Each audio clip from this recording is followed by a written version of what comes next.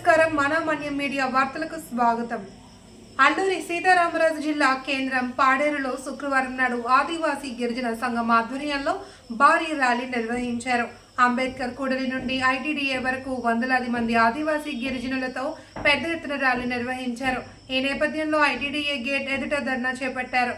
ఈ సందర్భంగా వారు మాట్లాడుతూ 11 మండలాలకు సంబంధించి పీఎం జన్ మన్ హౌసింగ్ బకాయి సొమ్ము 21 కోట్లు వెంటనే విడుదల చేయాలన్నారు।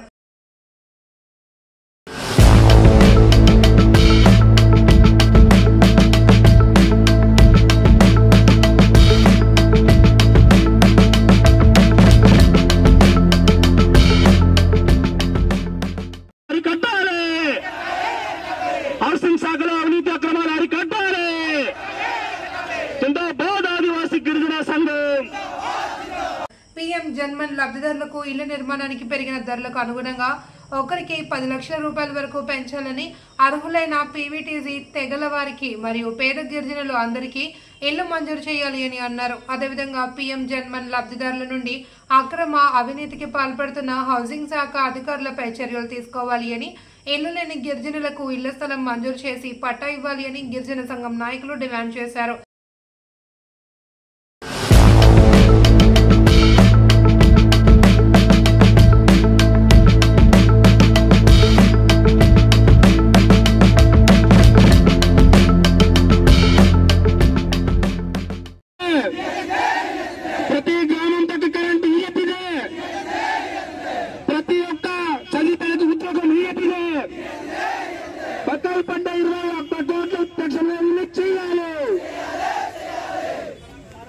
అలాగే జీవో నెంబర్ 3ని పునరుద్ధరణ చేసి బీఈడీ చేసిన పీవీటీసీ నిరుద్యోగ యువతకు, ఆదివాసీ గిరిజన బిడ్డలకు ఉద్యోగ అవకాశాలు కల్పించాలని డిమాండ్ చేశారు। ఈ కార్యక్రమంలో ఆదివాసీ గిరిజన సంఘం రాష్ట్ర అధ్యక్షులు అప్పల నర్సయ్య, గిరిజన సంఘం కార్యదర్శి, గిరిజన సంఘం పాలికి లక్కు, ప్రజా సంఘాల నాయకులు మరియు అధిక సంఖ్యలో గిరిజనులు పాల్గొన్నారు। చేసినటువంటి లబ్ధిదారులందరికీ ఇల్లు మంజూరు చేయాలి, ఇల్లు ఇవ్వాలని చెప్పేసి ఇది దీనికి సంబంధించి, అలాగే ప్రతి మండలంలో సంబంధించి అవినీతి రాజ్యమేలుతుంది। దయచేసి ఇది మాత్రం గమనంలో ఉంచుకోవాలి। ప్రతి చోట్ల ఈ సమస్య ఉంది। ఆ సమస్య సంబంధించి డిమాండ్ సంబంధించి కాబట్టి మనం అందరూ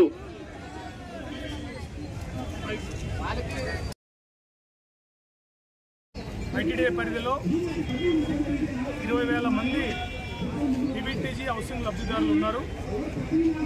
నరేంద్ర మోడీ ప్రభుత్వం పీఎం జన్మన్ స్కీమ్ కింద 3,29,039 రూపాయలు ఇస్తున్నట్టు ప్రభుత్వం ప్రకటించింది।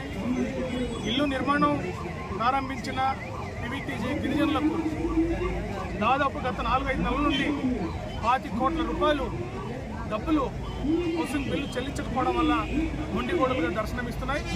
ఈ పరిస్థితుల్లో పాడేరు ఐటీడీఏ కేంద్రంలో తమ బకాయి తక్షణమే ప్రభుత్వం చెల్లించాలని చెప్పి ఈరోజు పీవీటీసీ ఆదిమ గిరిజనులు, ఆదివాసీ గిరిజన సంఘం ఆధ్వర్యంలో పెద్ద ఎత్తున ఇక్కడ ఆందోళన చేపట్టడం జరిగింది।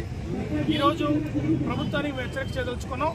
ప్రభుత్వం తక్షణమే పెండింగ్ ఉన్న బకాయి సొమ్ము 25 కోట్ల రూపాయలు లబ్ధిదారుల అకౌంట్లో వెంటనే జమ చేయాలని, అలాగే రెండో దశలో సర్వే చేసిన సుమారు 12,000 మంది లబ్ధిదారులకు కేంద్ర ప్రభుత్వం, నరేంద్ర మోడీ ప్రభుత్వం హౌసింగ్ని మంజూరు చేసి తక్షణం వాళ్ళకి నిధులు చెల్లించాలని చెప్పి కూడా మీ సందర్భంగా కోరుతున్నాం। అవి కాకుండా ప్రభుత్వం ఈరోజు గిరిజన ప్రాంతంలో పెరుగుతున్న ధరలకు అనుగుణంగా ఈరోజు మీరు చూశారు, పెట్రోల్ ధరలు రోజు రోజు పెంచేస్తున్నారు, డీజిల్ ధర రోజు రోజు పెంచుతున్నారు, నిత్యావసర సరుకుల ధర పెంచుతున్నారు। కానీ పీవీటీసీలు, గిరిజనులు, పేదలు ఇల్లు నిర్మిస్తుంటే పెరుగుతున్న ధరలకు అనుగుణంగా ఈరోజు యూనిట్ కాస్ట్ని పెంచకపోవడం చాలా దుర్మార్గమైంది।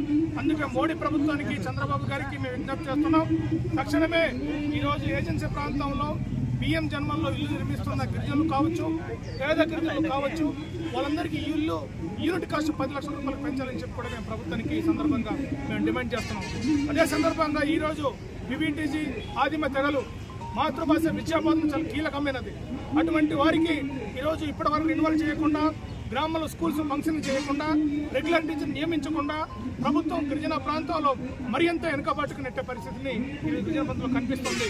అందుకే రాష్ట్ర ప్రభుత్వం, కేంద్ర ప్రభుత్వం జోక్యం చేసుకుని ఈ గిరిజన ప్రాంతంలో బియ్యం జన్మంలో బకాయి కానీ, గ్రామాల స్కూల్ టీచర్లకు సంబంధించి కానీ, లేదంటే ఆదివాసీ స్పెషల్ డిఎస్ విషయం పట్ల కానీ ప్రభుత్వం స్పష్టంగా తన వైఖరి ప్రకటించాలని చెప్పి మేము కోరుతున్నాం.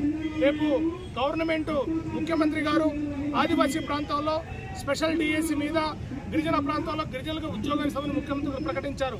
కానీ మరోపక్క మెగా డిఎస్సి ఎగ్జామ్స్ నిర్వహిస్తున్నారు. ఈ నేపథ్యంలో గిరిజన యువకులు చాలా ఆందోళనకు గురవుతున్నారు. ముఖ్యంగా పీవీటీసీ గిరిజనులు ఇప్పుడిప్పుడే చదువుకొని బీఈడీ డైట్ చదువుకొని ఉన్నత స్థితికి పైకి వస్తున్న ఈ పరిస్థితుల్లో 100% రిజర్వేషన్ రద్దు చేయడం అంటే ఈరోజు వాళ్ళ అంధకారం నెట్టిన పరిస్థితి నేర్కొంది.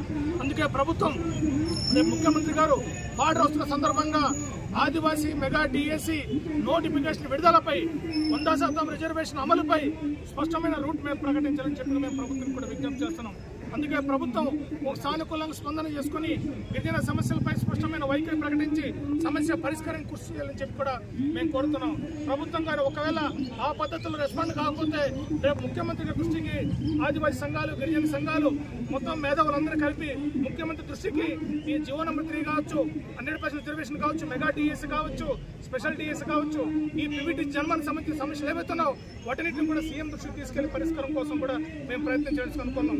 ఎందుకంటే ముఖ్యమంత్రి గారు ప్రకటించిన ₹1,00,000 ఈ రోజు వరకు ఒక్క బియ్యం జన్మంలో పీవీటీలో ఒక్క రూపాయి రాలేదు. కాబట్టి ఏమంటే ట్రైబల్ షాప్ లాంటి డబ్బులు అంటున్నారు.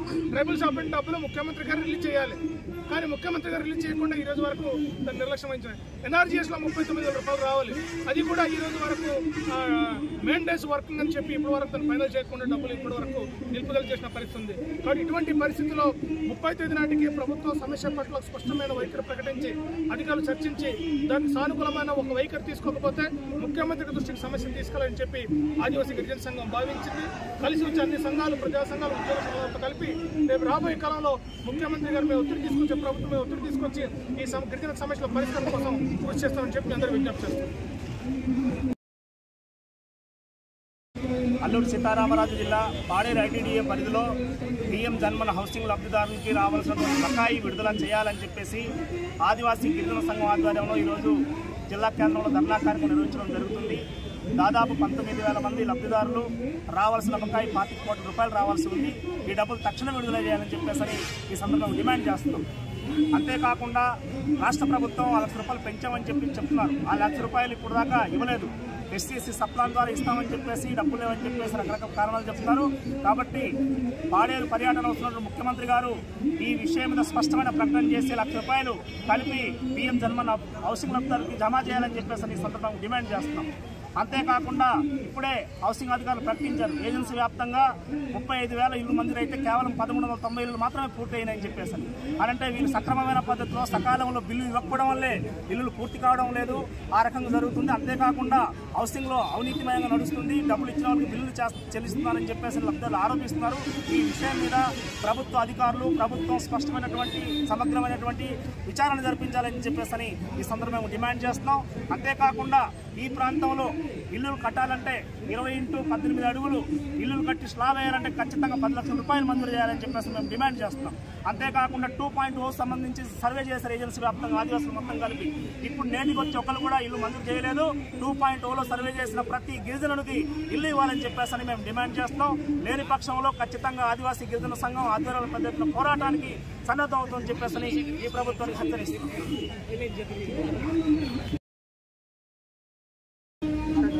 ఈరోజు ఐటీడీఏ ముందు మహాధర్నా చేపట్టడం జరిగింది. ఆదివాసీ గిరిజన సంఘం ఆధ్వర్యంలో ఈ ధర్నా యొక్క ముఖ్య ఉద్దేశం బియ్యం జన్మం పథకానికి సంబంధించి హౌసింగ్ బకాయిలు వెంటనే చెల్లించాలని చెప్పేసి, అలాగే ఈ యూనిట్ కాస్ట్లు 10 లక్షలు పెంచాలని చెప్పేసి, అలాగే ఇప్పుడు కొత్త ఇల్లు మంజూరు చేయాలని చెప్పేసి, అలాగే ఆదివాసీ మాతృభాష విద్యా వాలంటీర్లకి రెవెన్యూలు చేయాలని చెప్పేసి, అలాగే అక్రమాలకు పాల్పడుతున్నటువంటి హౌసింగ్ అధికారులపై చర్యలు తీసుకోవాలని చెప్పేసి మేము ఆదివాసీ గిరిజన సంఘంగా డిమాండ్ చేస్తా ఉన్నాం.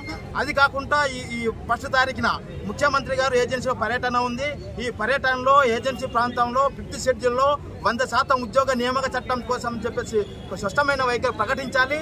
ఏజెన్సీ ప్రాంతంలో మెగా డిఎస్సీతో మినహాయించి ఆదివాసీ స్పెషల్ డిఎస్సీ ద్వారా ఉపాధ్యాయ పోస్టులు భర్తీ చేయాలని చెప్పేసి ఆదివాసీ గిరిజన సంఘంగా దపదపాలుగా స్పెషల్ డిఎస్సీ సాధన కమిటీ ఆధ్వర్యంలో ఉద్యమాలు చేస్తూ ఉంది. అయినా కూడా ముఖ్యమంత్రి గారు స్పందించట్లేదు. కాబట్టి 1వ తారీఖు వచ్చిన పర్యటన భాగంగా ఖచ్చితంగా ఈ సమస్యల మీద ముందుగా ప్రకటించాలని చెప్పేసి మేము ఆదివాసీ గిరిజన సంఘంగా ఈ ప్రభుత్వానికి డిమాండ్ చేస్తా ఉన్నాం. మన మాన్యం మీడియా వార్తా విశేషాలను వీక్షించేందుకు మా ఛానల్ని సబ్స్క్రైబ్ చేసుకోండి. అలాగే మీ స్నేహితులకు మరియు మీ కుటుంబ సభ్యులకు షేర్ చేయండి.